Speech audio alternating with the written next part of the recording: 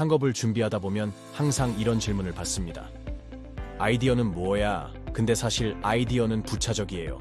진짜 핵심은 문제 정의입니다. 근데 이게 생각보다 엄청 어렵습니다.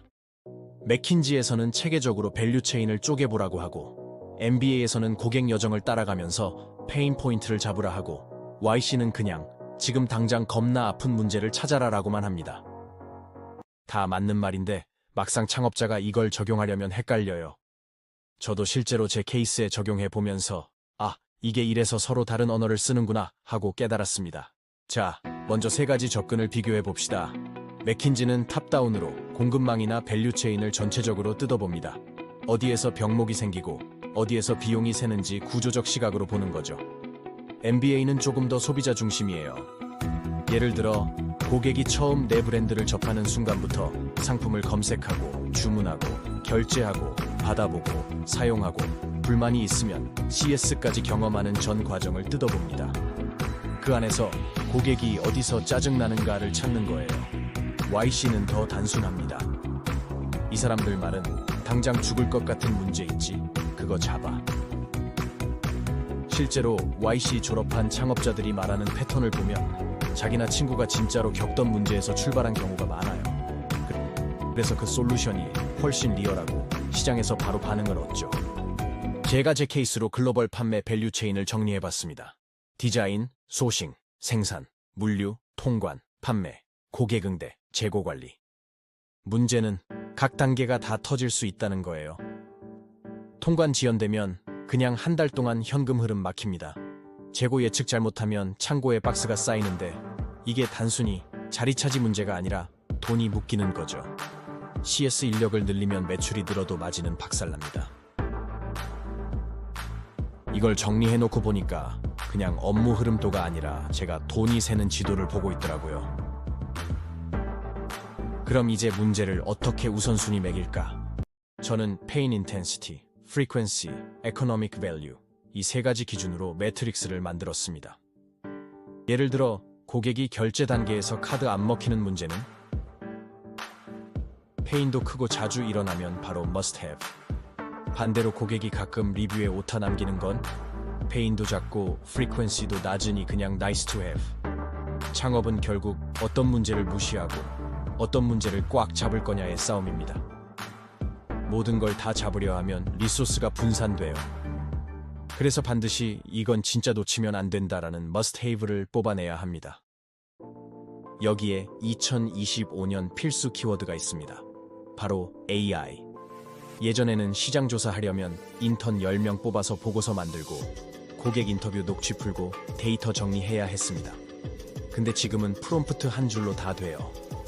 예를 들어 해외 리뷰를 전부 긁어서 감정 분석을 돌리면 어떤 포인트에서 소비자가 불만인지 바로 나오죠. 고객 응대도 챗봇이 1차로 다 커버해줍니다. 사람은 예외 케이스만 처리하면 되는 거예요.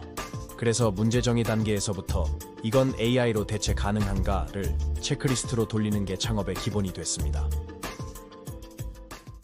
제가 실제로 제 밸류체인에 이 매트릭스를 적용해봤습니다. 통관 문제부터 보죠. 페이는 분명히 큽니다. 한번 지연되면 한 달 동안 현금 흐름이 막히고 매출에도 바로 직격탄이 옵니다. 하지만 이건 규제와 국가 간 협약, 서류 검증, 세관 프로세스 같은 비정형적이고 권한 기반의 시스템이라서 직접 해결하기 어렵습니다. AI가 HS 코드, 서류를 자동 작성하거나 리스크를 예측해주는 보조 툴은 가능하지만 결국 통관을 승인하는 주체는 국가기관이라 시스템이 바로 풀 수 있는 문제는 아니라는 거죠. 그래서 이건 단기 솔루션보다는 중장기 과제로 보고 있습니다. 다음은 재고 관리와 고객 응대. 페인도 크고 자주 발생합니다. 그런데 이미 쇼피파이, 젠데스크, 프레시데스크, 넷스위트 같은 글로벌 SaaS 강자들이 포진해 있습니다.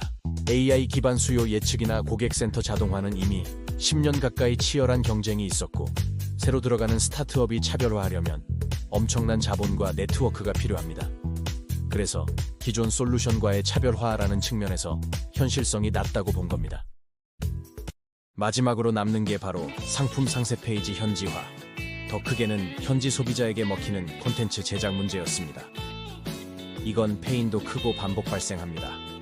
그런데 시장을 자세히 보면 아직 제대로 된 솔루션이 없습니다.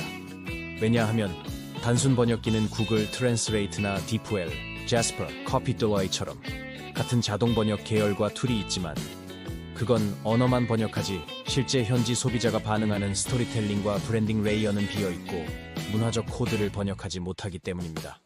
예를 들어 한국식 상세 페이지는 스펙 나열과 기능 강조 중심인데 미국 소비자는 스토리텔링과 후기 기반 설득에 익숙합니다. 이 차이를 무시하면 전환율이 뚝 떨어지고 이거 그냥 번역기 돌린 거구나 라는 불신이 생깁니다.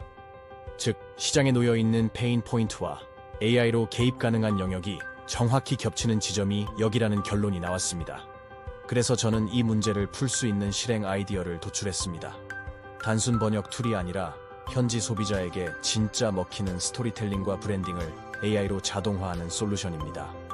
매출 전환율을 직접적으로 건드리는 매출 임팩트 툴로서 현지 전환율이 올라가고 광고 효율이 개선되고 재구매가 이어지는 바로 숫자로 증명되는 효과를 주는 솔루션입니다. 해외 소비자가 내 브랜드를 현지 기업처럼 받아들이게 만드는 순간 단순히 상품 하나 파는 걸 넘어 장기적인 브랜드 신뢰를 얻게 됩니다. AI는 여기서 가속 페달 역할을 합니다. 이미지, 카피, 광고 문구까지 현지 문화에 맞게 빠르게 테스트하고 수정할 수 있거든요. 즉, 콘텐츠 현지화가 단순 번역을 넘어서 브랜딩과 세일즈를 동시에 잡는 무기가 되는 겁니다. 정리해보면 창업의 출발점은 결국 문제를 얼마나 잘 정의했는가에 달려 있습니다. 맥킨지식 밸류체인 분석으로 구조를 보고 MBA식 고객 여정 분석으로 경험을 뜯어보고 YC식 직관으로 진짜 아픈 문제를 걸러내는 것. 그리고 여기에 AI로 개입 가능한가? 라는 체크리스트를 더하면 자연스럽게 문제에서 솔루션으로 연결되는 다리가 만들어집니다. 저는 그 과정에서 AI 기반 현지화 콘텐츠 제작 서비스라는 아이디어를 뽑았고 이게 단순한 번역이 아니라 브랜딩과 매출을 동시에 바꾸는 솔루션이 된다고 믿습니다. 문제를 어떻게 정의했는지가 결국 창업의 성패를 가르는 겁니다. 여기까지가 제가 문제 정의 과정을 거쳐서 왜 현지화 콘텐츠 서비스라는 아이디어에 도달했는가에 대한 설명이었습니다. 하지만 여기서 끝나지 않습니다. 솔루션이 진짜 의미 있으려면 3가지 질문에 답해야 합니다. 첫째, 우리 팀은 왜 이걸 잘할 수 있는가? 둘째, 경쟁자들은 어디까지 와 있는가? 셋째, 시장의 크기는 실제로 얼마나 되는가? 이 3가지를 풀어보는 게 다음 편의 핵심입니다.